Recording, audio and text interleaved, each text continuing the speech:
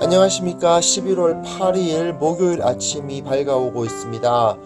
레위기 26장으로 들어가고 있습니다. 이제 레위기의 결론 부분으로 들어가고 있는데요. 이 레위기 26장 1절에서부터 13절 축복을 약속하시는 부분인데, 이 부분을 가지고 한번 우리의 신앙이란 것이 어떤 것인지 한번 생각해보는, 그렇게 내가 이런 사람이다 라는 것을, 내 신앙은 이런 것이다 라는 것을 확인하고 이제 오늘 하루를 시작할 수 있었으면 좋겠습니다.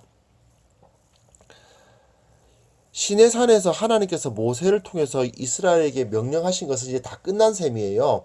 그 출애굽기에서부터 시작됐죠. 출애굽기 20장부터 사실은 시작된 겁니다. 19장에 만나고 20장부터 시작돼서 중간에 좀 금송아지 숭배하고 해가지고 이렇게 좀 다른 이야기가 껴 들어가 있지만, 여하튼 레위기 25장까지가 하나님께서 다 말씀해 주신 말하자면 시내산 언약입니다. 근데 이제 끝났어요. 26장은 이 모든 규례를 마치면서 이를 잘 준행하면 복을 누릴 것이고, 그렇지 않으면 재앙을 겪고, 그래도 회개하지 않으면 결국은 쫓겨나고 그럴 거라는 이야기가 기록된 부분입니다. 물론 맨 마지막에는 쫓겨났다 하더라도 그 자리에서 회개하면 다시 돌아올 수 있을 것이다 라는 약속이 주어져 있습니다. 여하튼 이것이 시내산 언약의 마지막 결론부인데요. 이것은 모압 평야에서 맺어진 언약, 신명기 28장에서도 마찬가지로 이것을 잘 따르면 너희가 복을 얻고, 그렇지 않으면 재앙을 당하고 결국은 쫓겨나게 된다, 그런 이야기, 거기서 회개하면 다시 돌아온다라는 이야기가 마찬가지로 기록이 되어 있습니다. 자, 오늘은 좀 그래도 기분이 좋은 축복 이야기니까 한번 읽어보겠습니다. 너희는 자기를 위하여 우상을 만들지 말지니 조각한 것이나 주상을 세우지 말며 너희 땅에 조각한 석상을 세우고 그에게 경배하지 말라. 나는 너희의 하나님 여호와임이니라. 너희는 내 안식일을 지키며 내 성소를 경외하라. 나는 여호와이니라. 자기를 위하여 세운 우상을 만들어 숭배하지 말고 하나님의 시간인 안식일을 지키며 하나님의 장소인 성소를 두려워라. 이게 이스라엘에게 주어지는 신앙의 핵심이에요.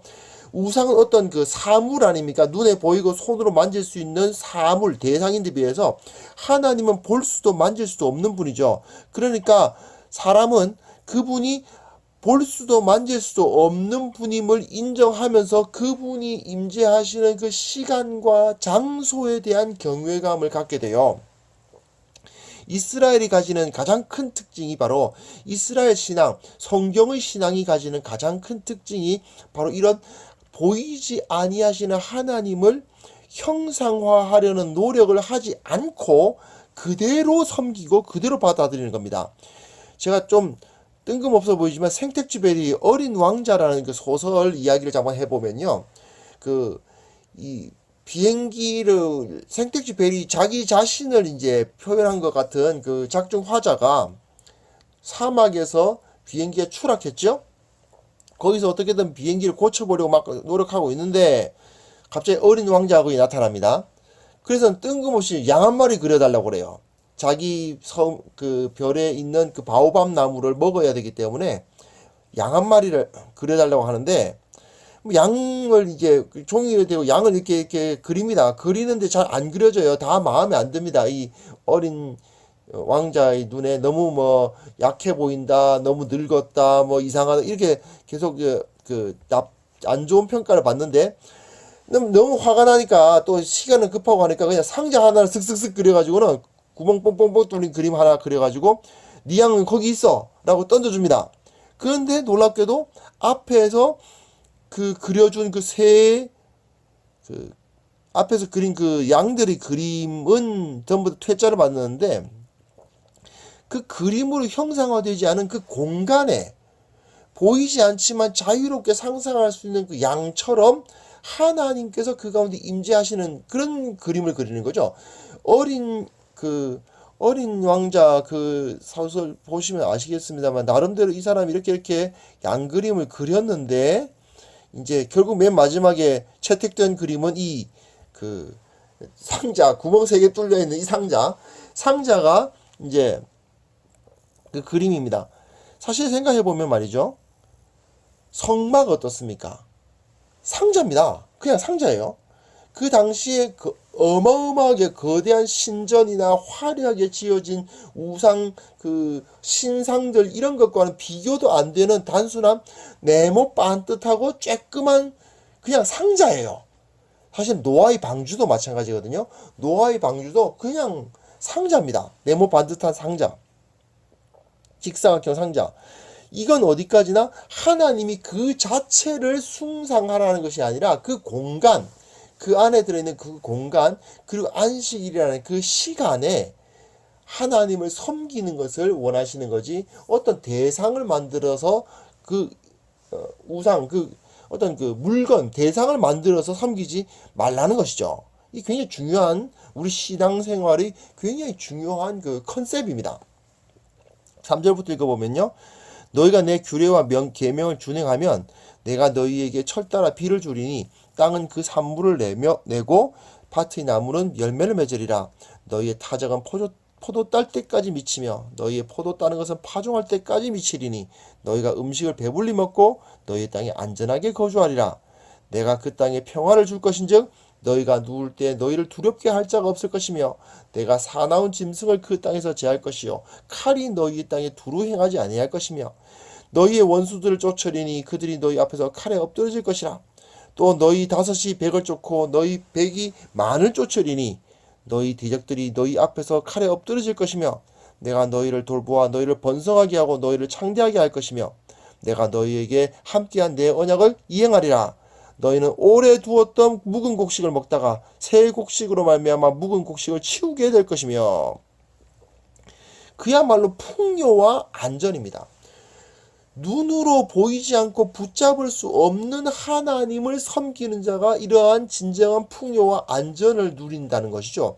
재밌는 것은 이방인들이 이 우상을 섬기는 이유가 뭡니까? 그 우상을 통해서 풍요와 안전이 약속되었기 때문이잖아요. 그런데 하나님은 그게 의미 없다는 걸 알고 계시죠. 그게 의미 없다. 그런 걸 하지 말라고 가르치시는 겁니다. 사실은 사람들은 그 풍요와 안전을 얻기 위해서 우상 만들고 쓸데기 없는 거대한 건축물을 세웁니다. 사람의 본성과는 맞지도 않는 효과도 없는 종교적 행위를 반복합니다.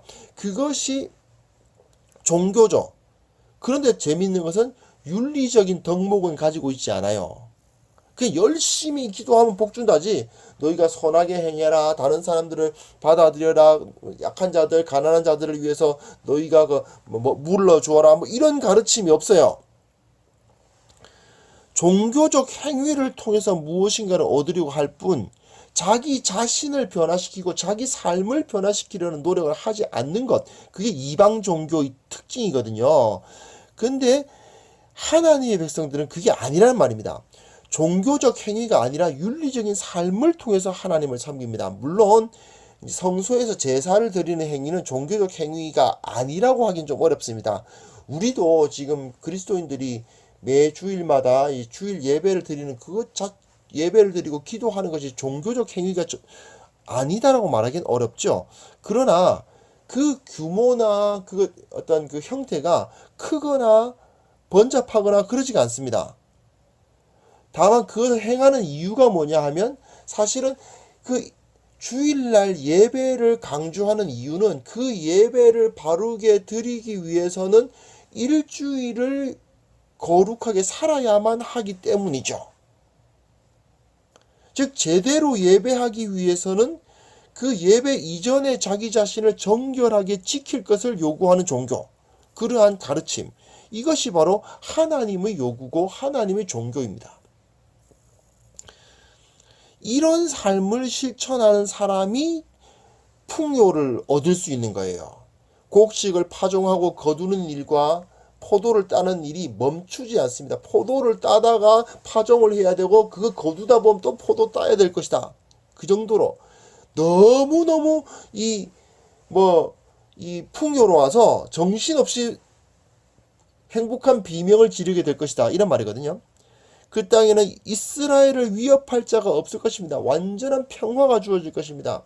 다른 나라가 쳐들어와도 적은 규모의 군대만 갖고 있어도 충분히 이겨내는 그런 역사가 일어날 것이라고 약속이 되어 있습니다. 이방 종교는 왜 그럽니까? 사실은 그 우상 만드는 이유가 풍요와 그 안전을 원하는 것인데, 사실 그렇게 열심히 사실 애굽 생각해 보십시오. 그 어마어마한 그 피라미드, 야, 정말 사람이 어떻게 그 어떤 현대의 이런 그 내연기관을 가진 그런 기계가 있는 것도 아닌데 사람들의 힘으로 그 피라미드 같은 걸 짓는, 야, 정말 엄청나지 않습니까? 그걸 왜 해요? 두려워하니까. 두려워하기 때문에 그걸 하죠. 그런데 이스라엘의 하나님은 그게 아닙니다. 이렇게 보이지 않는 하나님을 섬김으로써 두려움을 이기게 하시는 하나님이죠.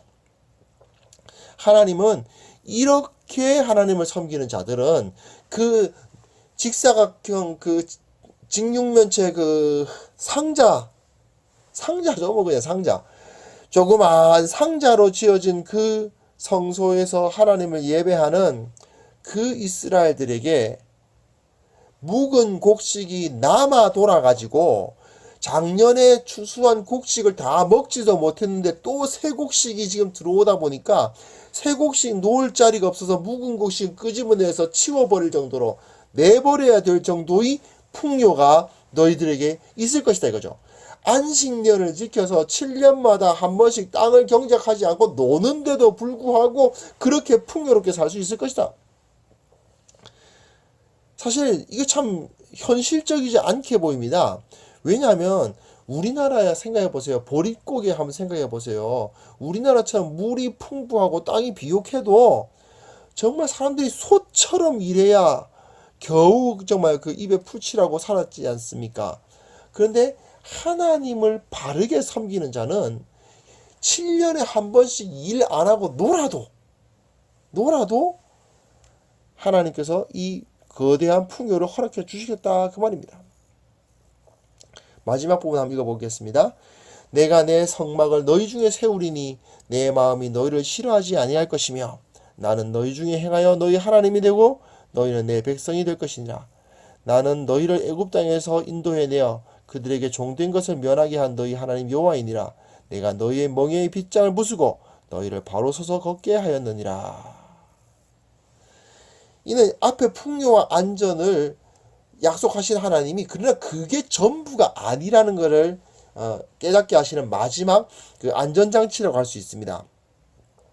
가장 중요한 것은 단순히 자기 배가 부르고 몸이 안전한 것이 아니라 하나님께서 그들과 함께 하심, 그들 가운데 임재하심이 가장 중요하다는 것을 여기에 보여주시죠. 하나님의 백성이 되고 무엇보다도 세상으로부터의 종되지 않음, 즉 자유를 누리는 것이 가장 소중한 것입니다. 세상의 변화에 따라서 영향을 받는 사람들은 늘 괴로워요.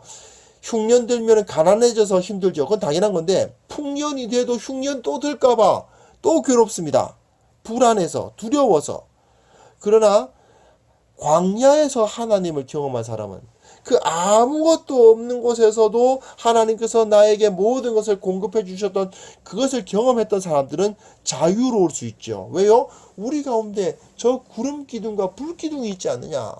하나님이 우리와 함께 계시면 우리는 두려워할 것이 없다라고 믿는 사람들, 가나안 땅에서도 광야에서처럼 하늘의 하나님을 바라보는 사람들은 진정한 풍요와 안전을 누릴 수가 있는 것입니다. 엄밀히 말하자면 성경은 이제 이런 종교를 가지라고 가르치는 게 아니고요. 종교를 버리라고 가르치는 책입니다. 사실 세상의 종교는 권력과 긴밀한 연관성을 가지고 있죠. 실제로는 아무것도 아닌 존재, 왕 어떻습니까? 그냥 사람일 뿐이에요. 근데 그를 특별한 존재로 만들기 위해서 종교가 필요해져요. 세상을 다스린다는 왕은 사실 그냥 한 명의 사람인데 그 사람이 시간이 지날수록 허약해지게 마련인데 그 사람이 자기 왕위를 지키려면 어떻게 해야 되냐면 어떤 그 신성한 종교를 만들어 가지고 자기 왕위를 견고하게 하려고 하죠. 뭐 왕권 신수설 그게 다 그런 거 아니겠습니까? 왕은 하나님이 신적인 권한을 가지고 있다. 사실 우리나라 뭐 조선 왕조도 마찬가지고 고려 왕조도 마찬가지고 다 그래요. 다 왕들은 자기가 그냥 사람이란 걸 다 알고 있어요. 하지만 자기의 그 권력의 정당성을 실제로는 존재하지 않는 신들을 끌어들여 가지고 이제 그 정당성을 확보하려고 하거든요. 그러나 하나님은 그걸 전부 다 깨뜨리시죠. 그런 종교는 비진리입니다. 레위기는 왜 제사장 왜 그 세워질 때 그 첫째 아들과 둘째 아들이 잘못된 불 바치다가 죽는 모습도 그대로 기록하지 않습니까? 모세의 실수 그대로 기록합니다. 제사장이라 하더라도 결국 그들 역시 사람일 뿐이다라는 것을 계속 밝혀요. 왜 그렇게 했어요? 오직 하나님만이 유일한 전능자이심을 나타내시는 것입니다. 하나님은 거대한 신전이나 우상이 아니라 안식일이라는 그 시간과 아무것도 없는 빈 공간, 그 네모 상자, 그 상자의 그 빈 공간의 모습으로 우리 가운데 오셨습니다. 하나님은 볼 수 없고 만질 수 없지만 그렇기에 또한 우리에게 가장 가까이 가장 영향력 있게 다가오시는 분입니다. 이 하나님을 섬기는 하나님 백성들은 결국 세상의 어리석은 자들과는 전혀 다른 모습으로 살고 결국은 세상을 변화시킵니다. 우상을 섬기는 자들은 눈에 보이는 뭔가, 손에 잡히는 뭔가가 있어야만 돼요. 그렇지 않습니까? 뭐 구체적인 걸 내놓으라 그러잖아. 늘 그냥 사람들은 뭐 구체적인 걸 주세요. 구체적인 걸 내놓으라고 그러잖아요. 근데 하나님은 그게 아닌 거예요. 하나님은 보이지 아니하시고 만질 수 없는 분이시지만 사실은 그것이 더 우리에게 확신한 거예요. 사람들은 눈에 보이고 만질 수 있고 구체적이고 어떤 그것이 확실한 거라고 착각하는데 그렇지 않은 거예요. 그 시간과 공간, 아무것도 보이지 아니하는 그 아무것도 없는 그 광야와도 같은 공간, 그곳이 진정한 자유의 공간이고 하나님의 은총의 공간이고 하나님께서 나와 함께 하신다는 것을 확신하는 공간입니다. 확실한 것이 안 보이는 그 시간이야말로 하나님께서 우리와 함께 하시는 시간이다. 그런 것을 확신하면서 우리에게 이런 특권과 사명이 주어졌음을 기억하면서 기쁨으로 오늘 하루를 살아가실 수 있는 우리 모두가 되었으면 합니다. 기도합니다. 하나님 아버지, 아버지께서 우리를 사랑하셨고 아버지께서 우리를 기뻐하셨음을 기억합니다. 주님, 비록 우리 눈에 아무것도 보이지 않는 것 같을지라도 그것이야말로 진정한 확실함이며 진정한 자유임을 깨닫고 기뻐하며 찬송하며 보이지 아니하시고 만질 수 없는 우리 하나님, 그 하나님 섬기며 살아가는 우리 모두가 되게 하여 주옵소서. 예수 그리스도의 이름으로 기도합니다. 아멘.